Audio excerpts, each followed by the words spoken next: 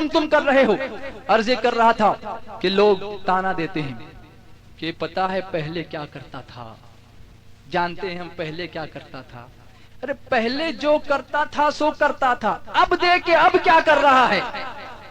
اگر پہلے بے نمازی تھا اب تو نمازی ہو گیا, اب تو تعظیم کر اس کی.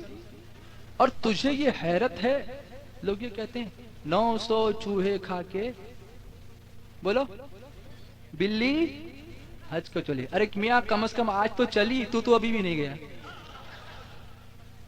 ہے نا, تو کیوں نہیں جاتا. تو جانا, تو کوئی کچھ مت کھا, لیکن تو جا, جو جا رہا ہے کم از کم اللہ کا اس پر کرم ہوا. لبیک اللہم لبیک لبیک لا شریک لک لبیک ان الحمد والنعمت لک والملک لا شریک لک لبیک اللہم لبیک لبیک لا شریک لک لبیک ان الحمد والنعمت لک والملک لا شریک لک. یہ پڑھتا ہوا جاتا ہے کہ نہیں جاتا ہے. تو بھلے وہ 900 چوہے کھا کے جا رہا ہے لیکن جا تو رہا ہے. تجھے اس پر حیرت ہے کہ یہ کیوں بدل گیا. میں کہتا ہوں مجھے اس پر حیرت ہے کہ تو کیوں نہیں بدلا اب تک.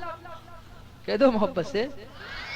جیسا کہ میں آپ کو بتاؤں, سرکار صلی اللہ علیہ وسلم وادی بطحا میں تشریف لائے اور اعلاء کلمت الحق فرمایا, اے لوگوں میں اللہ کا پیغمبر ہوں, اللہ کا آخری نبی ہوں, ایک اللہ کی وحدانیت کی دعوت لے کر کے آیا ہوں, میری رسالت کا اقرار کرو.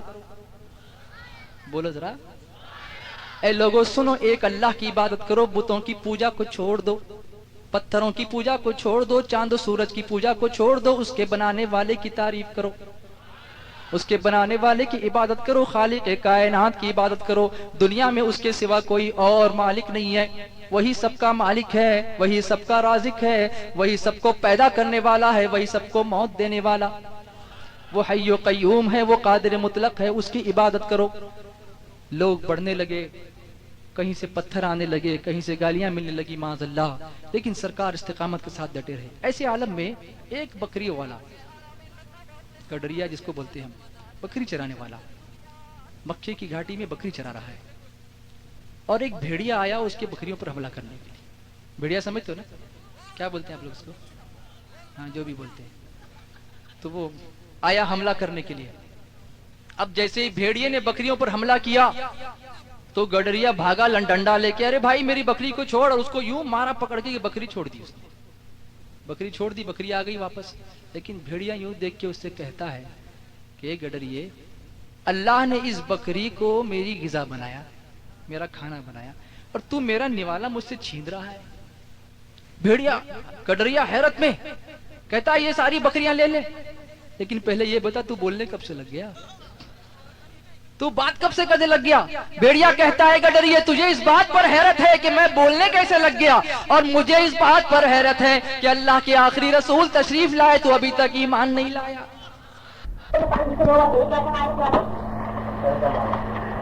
لائن جاری نا اندر بابا جی ہے تو پتہ نہیں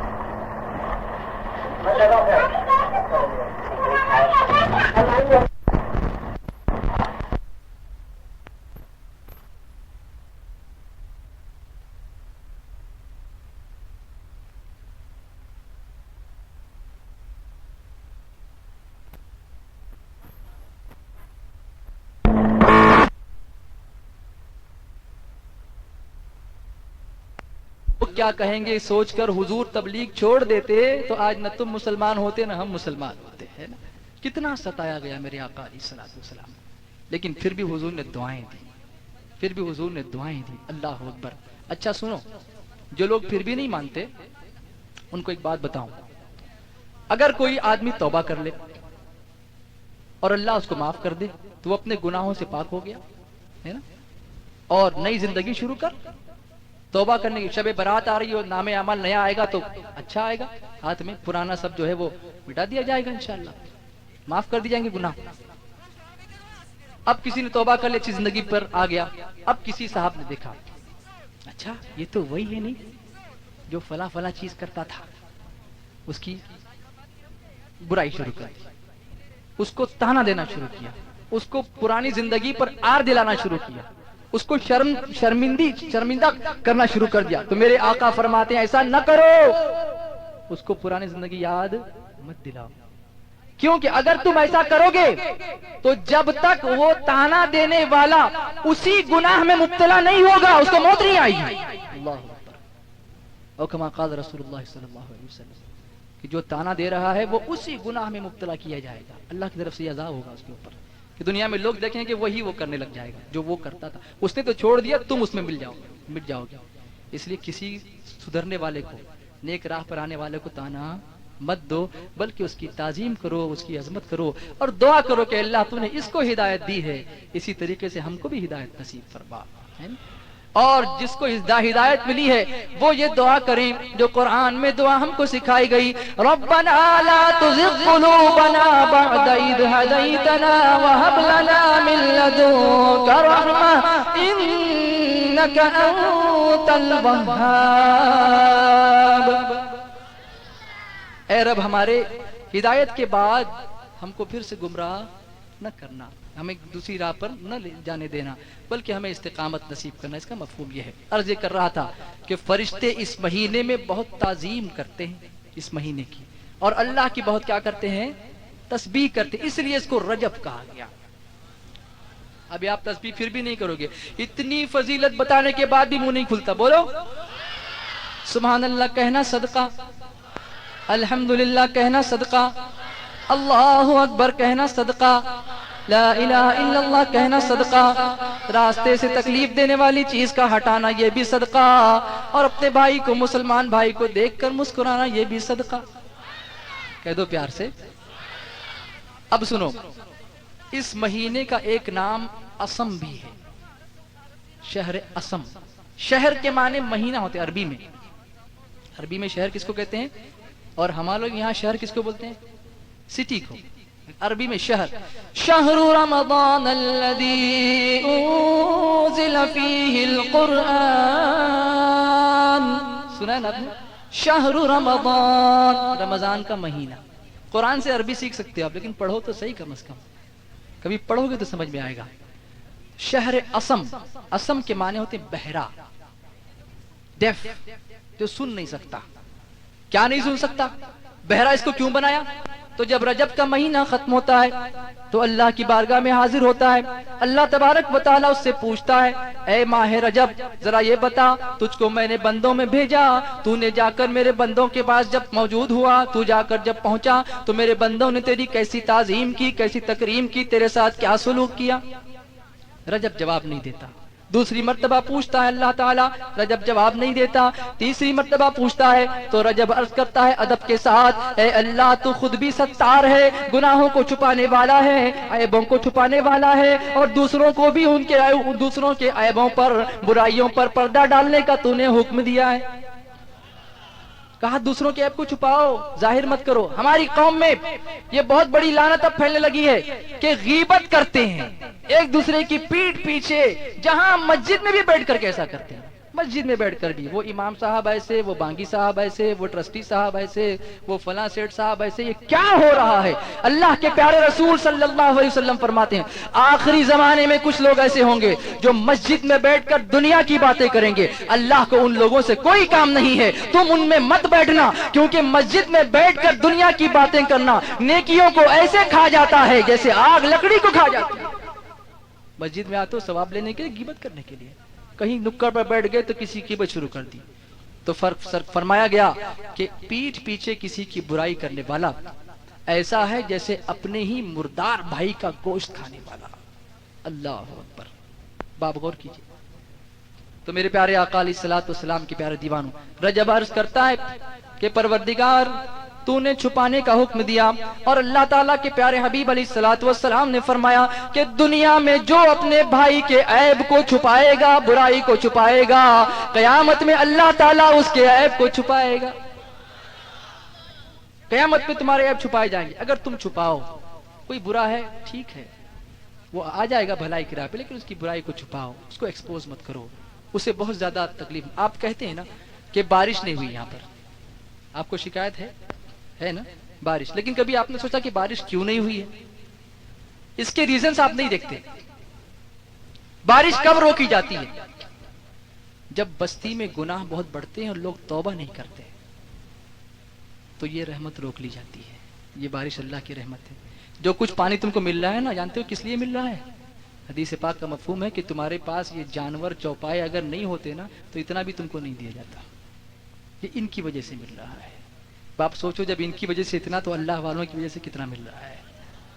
کہہ دو پیار سے. لیکن ہم کیا کریں؟ کیا اب بھی ہم توبہ نہ کریں؟ پانی نہیں ملتا پھر بھی نماز نہیں پڑھتے. ارے یہ تھوڑا سا انڈیکیشن ہے کہ دیکھو تم نافرمانی کر رہے ہو، تھوڑی چھوٹ دے رہا ہوں تم کو، تھوڑا پانی دے رہا ہوں کہ فرما بردار ہو جاؤ تو رحمت کی بارش برساؤں گا. لیکن اگر میں چاہوں تو پانی زمین کا بھی سکھا دوں گا، تو تب تم کیا کرو گے؟ زلزلے میں ایک آن میں سب کو برابر کر دیا کہ نہیں کر دیا؟ اس کے باوجود لوگ نہ ڈریں. کتنے افسوس کی بات ہے. اس کی قدرت تم نے دیکھ لی ہے، اس کے بعد تم نہ ڈرو. بہت افسوس کی بات ہے. اب دوسری چیز پانی کی کمی ہو رہی ہے. یاد رکھو، آج لے ان کی پناہ، آج مدد مانگ ان سے، پھر نہ مانیں گے قیامت میں اگر مان گیا. اللہ اکبر. حضرت موسیٰ علیہ السلام کے زمانے میں ایک مرتبہ ایسا ہی ہوا تھا. 70,000 کا مجمع، بارش نہیں ہوئی، پانی کے لیے ترس گئے، گلے سوکھ گئے، کھیتیاں سوکھ گئیں، آبشار سوکھ گئے، ندیوں میں پانی نہ رہا. اللہ کے پیغمبر کی بارگاہ میں آئے، حضرت موسیٰ علیہ السلام کی بارگاہ میں آئے، حضرت کلیم کی بارگاہ میں پہنچے، عرض کرنے لگے حضور کچھ کرم فرما دیجئے، ہمارے لیے دعا فرما دیجئے. پتا چلا کہ اس زمانے میں بھی لوگ اللہ والوں کے پاس دعا کے لیے جایا کرتے تھے، اور اس زمانے میں بھی لوگ جو اللہ والوں کے پاس دعا کے لیے جایا کرتے ہیں وہ حق پر ہیں. الحمدللہ. کہہ دو محبت سے. موسیٰ علیہ السلام کو یہ طور پر کھڑے اللہ کی بارگاہ میں دعا کرتے ہیں، پروردگار یہ 70,000 کا مجمع تیرے لیے تیری بارگاہ میں آیا ہے اور مجھے کہہ رہا ہے کہ میں تیری بارگاہ میں دعا کروں. میں دعا کرتا ہوں پروردگار کہ ان کے اوپر بارش رحمت کو نازل فرما دے. مخلوق تیری پریشان ہو رہی ہے. لیکن دعا کرتے ہیں تو دھوپ اور بڑھ گئی. اب موسیٰ علیہ السلام کی آنکھوں میں آنسو آ گئے. اے اللہ، تو نے میری دعا قبول نہیں فرمائی، کیا میری مقبولیت تیری بارگاہ میں کم ہو گئی ہے؟ جواب آتا ہے، اے موسیٰ، تمہاری مقبولیت کم نہیں ہوئی، نہیں تمہاری دعا کو رد کیا ہے. بات صرف اتنی ہے کہ 70,000 کے مجمع میں ایک میرا بندہ ایسا ہے جو 40 سال سے میری نافرمانی کر رہا ہے اور ابھی تک اس نے توبہ نہیں کی ہے. اس کی وجہ سے پانی کو روک دیا میں نے. ایک بندہ ایسا تھا. کبھی ایسا ہوتا ہے کہ ایک کوئی ایسا ہوتا ہے جس کی جھلک سب کو پہنچ جاتی ہے. اس لیے گھر میں کوشش کرو کہ ایک بھی ایسا نہ ہو جو نیکی کی راہ پر نہ چلتا ہو. اگر ایک بھی برائی کا جو چلنے والا ہوگا برائی پر، تو ہو سکتا ہے اس سے پورا خاندان پریشان ہو جائے، اس سے سارے گھر والے پریشان ہو جائیں، سب کی برکتیں ختم ہو جائیں. ایک بے نمازی سے پورے گھر کی برکت نکل جاتی ہے. جیسے ایک شخص اگر جماعت کے اندر کھانا کھا رہا ہے، ایک آدمی اگر بسم اللہ نہ پڑھے تو پورے برتنوں سے برکت نکل جاتی ہے. اسی طرح سے پورے گھر میں اگر ایک بے نمازی ہو تو اس گھر سے برکت نکل جاتی ہے. حضرت موسیٰ علیہ السلام آواز لگاتے ہیں. اللہ فرماتا ہے موسیٰ آواز دو، اس سے کہو کہ یہاں سے نکل جائے. جب وہ نکلے گا تو میں بارش نازل کر دوں گا. اللہ اکبر. موسیٰ علیہ السلام آواز لگاتے ہیں، ہے کوئی اللہ کا ایسا بندہ ہے 70,000 کے مجمع میں جو 40 سال سے اللہ کی نافرمانی کر رہا ہے اور ابھی تک توبہ نہیں کی؟ اگر کوئی ایسا ہے تو یہاں سے نکل جائے. اس کی وجہ سے یہ پورا مجمع پریشان ہے. اب جو تھا وہ تو سمجھ گیا کہ میں ہی ہوں، کسی کو پتا نہیں تھا کہ وہ کون ہے. لیکن اب اللہ کی رحمت دیکھو، اپنی چادر لیتا ہے اور چادر میں منہ چھپا کر کے اللہ کی بارگاہ میں عرض کرتا ہے، پروردگار میں تیرا گنہگار بندہ ہوں، لیکن مجھے نہیں معلوم تھا کہ میرا گناہ اتنا بڑا ہے. پروردگار اب تیری بارگاہ میں آتا ہوں، تیری بارگاہ میں پلٹتا ہوں. اے غفور الرحیم، تجھے معاف کر دے، اپنے نبی کے صدقے میں معاف کر دے. میں تیری بارگاہ میں توبہ کرتا ہوں، میں توبہ قبول کر لے. میں آئندہ عہد کرتا ہوں کہ ایسا گناہ میں آئندہ نہیں کروں گا. خوب رویا، خوب رویا، خوب رویا. یہاں وہ رویا، یہاں اس کی آنکھ سے پانی نکلا، وہاں آسمان سے پانی برسنا شروع ہو گیا. یہ توبہ کی برکت ہے. کس چیز کی برکت؟ توبہ کی برکت. اب سارا مجمع پھر حیران، موسیٰ علیہ السلام پھر حیران کہ اے اللہ، تو نے تو فرمایا تھا کہ وہ چلا جائے گا تو بارش ہوگی، لیکن کوئی گیا ہی نہیں، بارش کیسے ہو گئی؟ ارشاد فرمایا، موسیٰ جس کی وجہ سے روک کے رکھا تھا اب اسی کی وجہ سے نازل بھی کر دیا ہے. ابھی تک وہ توبہ نہیں کر رہا تھا تو بارش روک دی تھی، اب توبہ کر چکا ہے تو بارش نازل کر دی ہے. کہہ دو ذرا. موسیٰ علیہ السلام عرض کرتے ہیں، پروردگار اس کا چہرہ تو دکھا دے، وہ کون ہے؟ ارشاد ہوتا ہے، اے موسیٰ 40 برس تک وہ میری نافرمانی کرتا رہا تو اس کو کسی کے سامنے میں نے چہرہ دکھا کے شرمندہ نہیں کیا.